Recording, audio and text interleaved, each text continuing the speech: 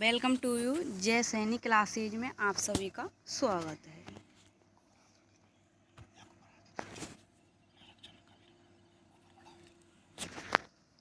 आज हम प्रकाश के बारे में अध्ययन करेंगे कि प्रकाश होता क्या है और जो प्रकाश से संबंधित घटनाएं घटती है उनके बारे में हम जानेंगे। तो प्रकाश से संबंधित बहुत सी एग्जामों में अधिकतर क्वेश्चन पूछे जाते हैं। तो हम प्रकाश से संबंधित घटनाओं के बारे में जानने से पहले हम जानेंगे इसका बेसिक से हम जानते हैं कि प्रकाश होता क्या है और प्रकाश द्वैत प्रकृति दर्शाता है और जो प्रकाश की द्वैत प्रकृति में हम तरंग और कण के बारे में समझते हैं। तो हम सर्वप्रथम इसमें प्रकाश के बारे में बात करते हैं कि प्रकाश होता क्या है और प्रकाश जो है प्रकाश कैसी प्रवृत्ति दर्शाता है, विद्युत चुंबकीय दर्शाता है। प्रकाश एक प्रकार की अयांत्रिक तरंग होती है और अयांत्रिक जो तरंगें होती है उन्हें किसी भी माध्यम की आवश्यकता नहीं होती है। इनको संचरण होने के लिए किसी भी माध्यम की आवश्यकता नहीं होती है। प्रकाश होता है जो द्वैत प्रकृति दर्शाता है और प्रकाश जो द्वैत प्रकृति दर्शाता है उसमें एक तरंग होती है और दूसरी होती है हमारी कण। प्रकाश की जो घटनाएं हमें दिखाई देती है, परावर्तन, अपवर्तन और पूर्ण आंतरिक परावर्तन, तो यह हमें प्रकाश की द्वैत प्रकृति में तरंग प्रकृति को यह प्रदर्शित करती है।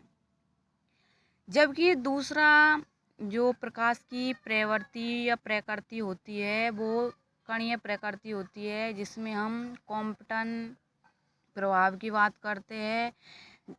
कॉम्पटन प्रभाव में जो भी प्रकाश की किरणें ली जाती है वो हमें कण के रूप में या फोटोनों के रूप में हमें प्राप्त होती है। इसके बाद हम इसको आगे बढ़ाते हुए बात करते हैं कि जो प्रकाश का वेग होता है वो कितना होता है। तो प्रकाश का वेग 3 × 10⁸ मीटर पर सेकंड होता है। यदि कोई भी प्रकाश की किरण आपतित होती है तो वह 3 × 10⁸ मीटर पर सेकंड से आपतित होती है। जो सर्वाधिक वेग प्रकाश का निर्वात में पाया जाता है, जबकि सबसे कम वेग हमें ठोसों में पाया जाता है। इसके बाद हम इसको बेसिक से जानते हुए हम इसको शुरू करते हैं कि प्रकाश एक प्रकार की ऊर्जा के रूप में होती है, जो यदि इस संसार में यदि प्रकाश नहीं होगा तो हमारा जीवन अंधकार में हमें दिखाई देगा। प्रकाश विद्युत चुंबकीय प्रवृत्ति दर्शाता है। प्रकाश अयांत्रिक तरंगें होती है और अयांत्रिक तरंगों को संचरण के लिए किसी भी माध्यम की आवश्यकता नहीं होती है। प्रकाश एक प्रकार की अनुप्रस्थ तरंग होती है। हम यहाँ पर आपको ये समझा देते हैं कि प्रकाश एक अनुप्रस्थ तरंग होती है। अनुप्रस्थ तरंग का अर्थ है कि जब भी प्रकाश की किरण किसी तल से टकराएगी तो वो परपेंडिकुलर 90 डिग्री के एंगल पर वो आपतित होती है।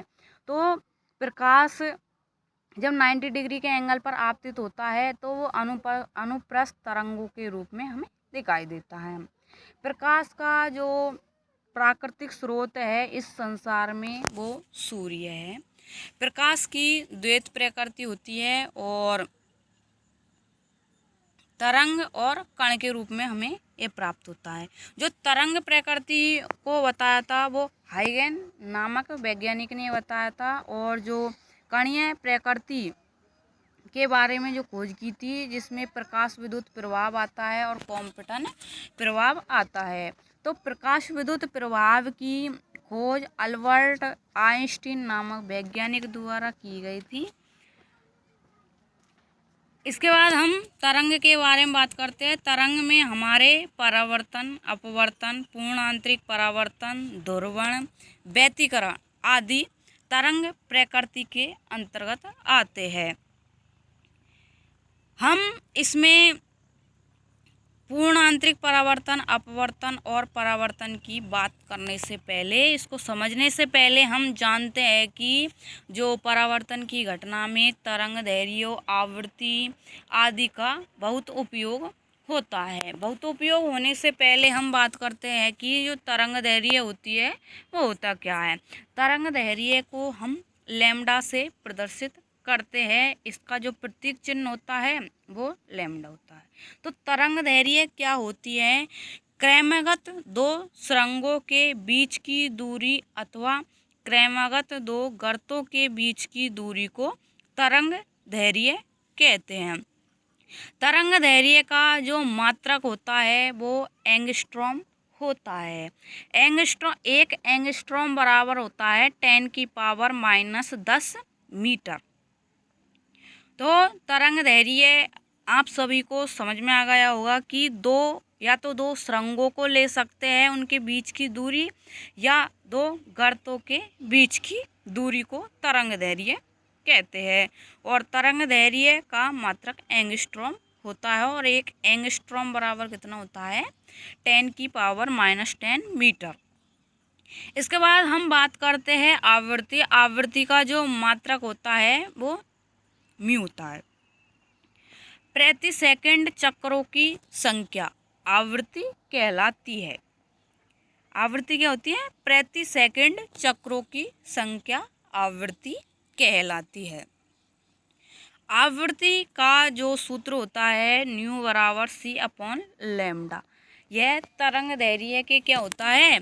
यह व्युत्क्रम होता है।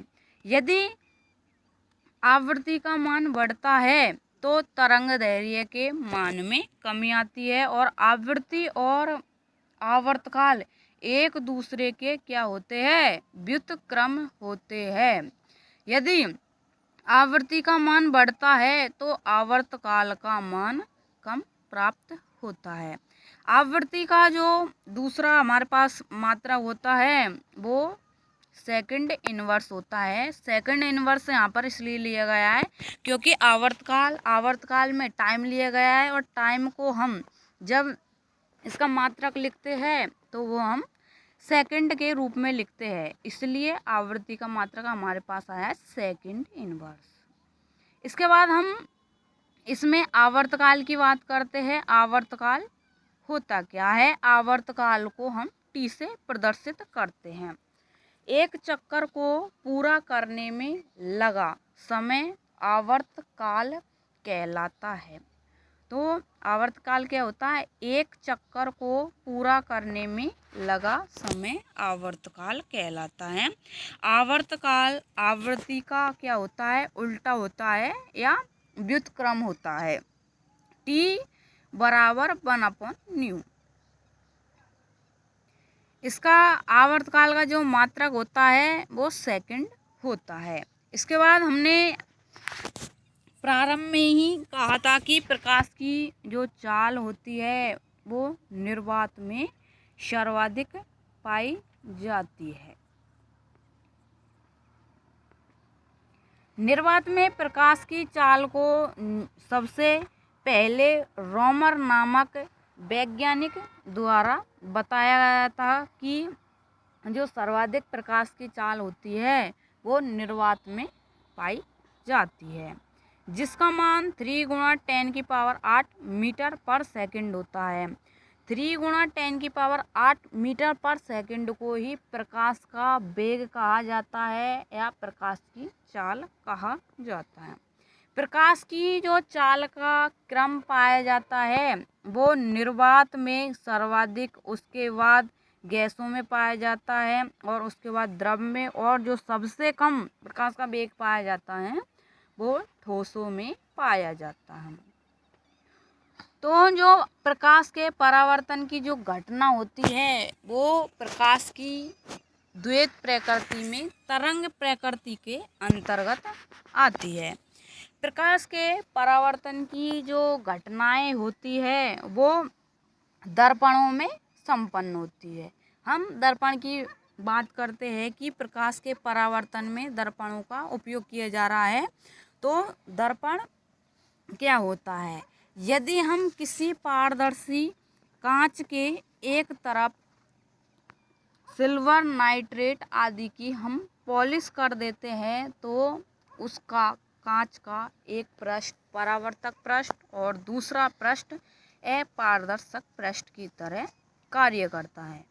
तो परावर्तन की जो घटना होती है वो दर्पणों में होती है। और दर्पण क्या होता है, और कि कांच पर हम पॉलिश कर देते हैं एक तरफ तो वो एक पृष्ठ परावर्तक पृष्ठ और एक अपारदर्शक पृष्ठ बन जाता है।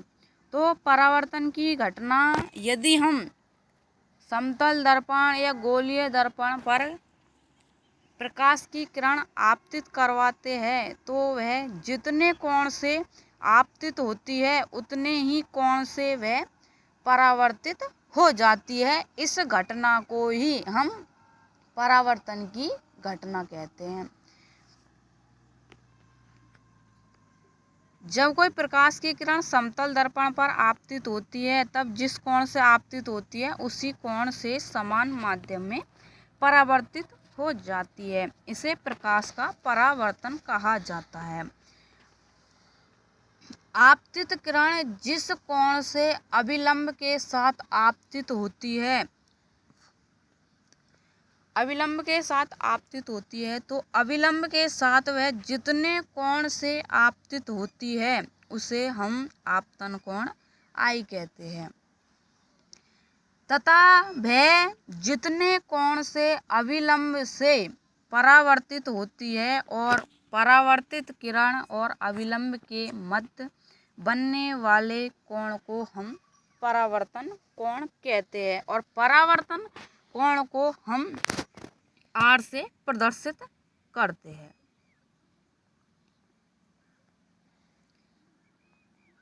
इसके बाद हम परावर्तन की घटना के बारे में समझते हुए परावर्तन के नियमों के बारे में आगे चलते हैं कि परावर्तन के नियम क्या होते हैं।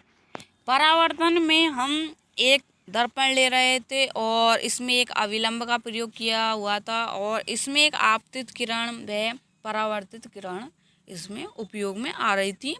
तो हम इसके प्रथम नियम के बारे में बात करते हैं कि इसमें आपतित किरण, परावर्तित किरण और अभिलंब दर्पण के एक ही बिंदु पर हमें प्राप्त होते हैं। यह परावर्तन का प्रथम नियम कहलाता है। जबकि जो परावर्तन के द्वितीय नियम के अंतर्गत हम बात करते हैं कि इसमें आपतन कोण I व परावर्तन कोण R का मान हमें समान प्राप्त होता है। कोण I बराबर कोण R। तो जितने कोण से वह आपतित होती है उतने ही कोण से वह परावर्तित होती है। तो आपतित किरण, परावर्तित किरण तथा अभिलंब तीनों एक ही तल में होते हैं तथा आपतन कोण I तथा परावर्तन कोण का मान समान प्राप्त होता है। यह इसके दो नियम आते हैं। और इसके बाद हम इसमें एक बात और कर देते हैं कि आपतित किरण तथा परिवर्तित किरण की तरंग दैर्घ्य तथा आवृत्ति का मान समान होता है। तो आपतित किरण तथा परावर्तित किरण की तरंग दैर्घ्य और आवृत्ति का मान समान इस प्रकार होता है कि जब कोई प्रकाश की किरण एक ही माध्यम से आपतित होती है और उसी माध्यम में वह परावर्तित होती है तो उनकी आवृत्ति व तरंग दैर्घ्य का मान समान होता है। अब हम परावर्तन से संबंधित कुछ प्रश्नों के बारे में बात करते हैं कि यदि कोई आपतित किरण I कोण से आपतित हो तो आपतित किरण तथा परावर्तित किरण के मध्य कितना कोण होगा। आपतित किरण यदि अभिलंब के साथ I कोण बनाते हुए आपतित होती है तो वह अभिलंब के साथ कोण बनाते हुए वह R कोण से परावर्तित होती है। तो इसमें हमें पूछा गया है कि आपतित किरण तथा परावर्तित किरण के मध्य कितने डिग्री का कोण बनेगा। तो हमारा आंसर इसमें आएगा कोण I बराबर कोण R बराबर इसका मान 2। यहाँ पर I और R का मान दिया हुआ हो तो हम इसको ऐड करके लिख सकते हैं। इसके बाद हम अगला क्वेश्चन देखते हैं कि यदि आपतित किरण 60 डिग्री से आपतित होती है तो आपतित किरण तथा परावर्तित किरण के मध्य कितना कोण प्राप्त होगा। अभी हमने जो परावर्तन घटना में देखा था कि जो आपतित किरण जितने कोण से आपतित होती है उतने ही कोण से वह परावर्तित हो जाती है। तो आपतित किरण तथा परावर्तित किरण के मध्य हम दोनों को ऐड कर देंगे और हमारा आंसर आएगा 120 डिग्री। अगला क्वेश्चन देखते हैं कि यदि कोई प्रकाश की किरण समतल दर्पण के साथ 30 डिग्री से आपतित होती है तो आपतित किरण तथा परावर्तित किरण के मध्य कितने डिग्री का कोण प्राप्त होगा। तो हमें यहाँ पर जो समतल दर्पण के साथ जो कोण दिया हुआ है वो 30 डिग्री दिया हुआ है। तो इसमें हम समतल दर्पण के साथ 30 डिग्री का कोण का उपयोग न करते हुए 90 माइनस 30 करेंगे तो हमारे पास इसका आंसर आएगा वो 60 डिग्री आएगा। तो कोण आई हमारे पास 60 आया है और जितने कोण से आपतित होती है उतने ही कोण से वो परावर्तित हो जाती है। तो कोण आर का मान भी हमारे पास 60 डिग्री आता है। तो हम इसमें कोण आई प्लस कोण आर को हम ऐड कर देंगे तो हमारे पास 60 प्लस 60 बराबर 120 डिग्री हमें आंसर इसका प्राप्त होता है। अगले क्वेश्चन की हम बात करते हैं कि यदि कोई प्रकाश की किरण अविलंब पर आपतित होती है तो आपतित किरण तथा परावर्तित किरण के मध्य कितने डिग्री का कोण प्राप्त होगा। आप सभी को यह देखकर इसमें कन्फ्यूजन हो रहा होगा कि यदि कोई प्रकाश की किरण अविलंब पर आपतित होती है तो वो 90 डिग्री के एंगल पर आपतित होती है। तो अविलंब पर यह आपतित होती है तो यह 0 डिग्री का कोण बनाएगी और 0 डिग्री के कोण पर ही आपतित होगी तो यह उतने ही कोण से परावर्तित होती है। तो हमें इसका आंसर जो प्राप्त होगा वो 0 डिग्री प्राप्त होगा। इसके बाद हम अगले क्वेश्चन की बात करते हैं जो इन सभी क्वेश्चनों से वो अलग हटके हैं। इस क्वेश्चन को हम हल करने से पहले एक बात कर देते हैं कि यदि एक परावर्तन की घटना में कोण आई व कोण आर का मान ए है, यदि परावर्तक पृष्ठ को ए कोण से हम ऊपर उठा दिया जाए तो परावर्तित किरण तथा आपतित किरण के मध्य कितने डिग्री का कोण प्राप्त होगा।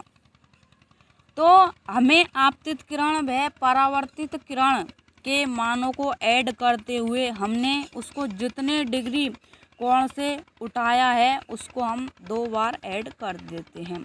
तो हमारे पास इसका आंसर आई प्लस आर को हमने ऐड किया तो हमारे पास 2a आया और जितने कोण से इसे उठाया गया है उसको हमने 2 बार ऐड किया है। तो इसका आंसर हमारे पास आया है 4a। इसके बाद हम अगले क्वेश्चन की बात करते हैं, इसी से रिलेटेड है।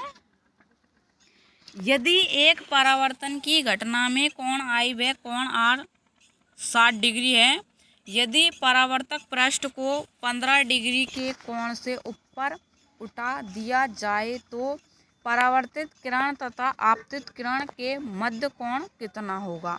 तो इसके पहले क्वेश्चन को देखें कि हमने कोण आई और कोण आर के मान को ऐड किया है और इसमें जितने डिग्री के कोण से हमने दर्पण को ऊपर उठाया है उसको हमने 2 बार ऐड कर दिया गया है। तो हमारे पास इसका आंसर आता है 150 डिग्री। अगला क्वेश्चन देखते हैं कि यदि एक परावर्तन की घटना में आपतित किरण 10 की पावर 15 हर्ट्ज की आवृत्ति से आपतित होती तो परावर्तित किरण की आवृत्ति कितनी होगी। अभी हमने जो परावर्तन के नियम समझे थे तो उनमें हमने तीसरा नियम यही पढ़ा था कि जो परावर्तन की घटना होती है उसमें आवर्ती तरंग दैर्घ्य का कोई प्रभाव नहीं पड़ता है। एक माध्यम में आवृत्ति जितनी होती है वह परावर्तन की घटना के दौरान भी उतनी होती है। तो इसका आंसर हमारे पास प्राप्त होता है 10⁻15 हेडरेज। इसके बाद हम देखते हैं कि परावर्तन के उदाहरण। परावर्तन के उदाहरणों में तारों का चमकना, ग्रहों का चमकना, वस्तुओं का दिखाई देना और पत्तियों का हरे रंग की दिखाई देना, सूर्य का चमकना, अलग अलग रंगों की वस्तुएं दिखाई देना। यदि इस संसार में हमें कोई भी वस्तु दिखाई देती है तो वो हमें प्रकाश की परावर्तन की घटना के कारण ही हमें दिखाई देती है।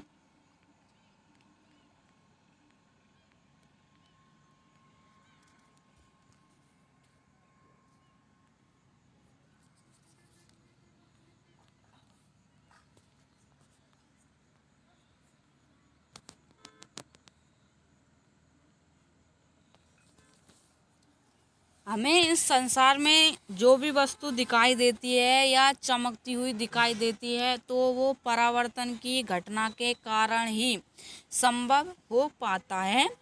तो सूर्य का चमकना, वस्तुओं का दिखाई देना, ग्रहों का चमकना, अलग अलग रंगों की वस्तुओं का दिखाई देना। प्रकाश के परावर्तन में हम देखते हैं कि जो वस्तु जिस प्रकाश के रंग का उत्सर्जन करती है वह उसी ही रंग की दिखाई देती है। जैसे हम इसमें उदाहरण देकर समझाते हैं आपको कि यदि कोई वस्तु को हम लाल रंग में, यदि किसी वस्तु को लाल रंग में रखते हैं तो वह वस्तु हमें लाल रंग की दिखाई देती है। यदि किसी वस्तु को हम हरे प्रकाश में रखते हैं तो वह हरे रंग की दिखाई देती है। यदि कोई वस्तु सभी रंगों के प्रकाश का अवशोषण करती है तो वह वस्तु हमें काली दिखाई देती है। और यदि कोई वस्तु सभी रंगों के प्रकाश का उत्सर्जन करती है तो वह वस्तु हमें श्वेत रंग की दिखाई देती है। इसके अगले क्वेश्चन हम देखते हैं कि यदि कोई वस्तु जिस रंग का उत्सर्जन करती है वो वैसे रंग की हमें दिखाई देती है। तो लाल वस्तु को सफ़ेद प्रकाश में रखने पर वो कैसी दिखाई देती है? तो लाल वस्तु को सफ़ेद प्रकाश में रखने पर वह वस्तु लाल दिखाई देती है। लाल वस्तु को लाल प्रकाश में रखने पर वह वस्तु लाल दिखाई देती है क्योंकि लाल वस्तु लाल रंग का उत्सर्जन करेगी तो वो उसी ही रंग की हमें दिखाई देगी। लाल वस्तु को नीले, हरे, बैंगनी प्रकाश में रखने पर वो कैसी दिखाई देती है?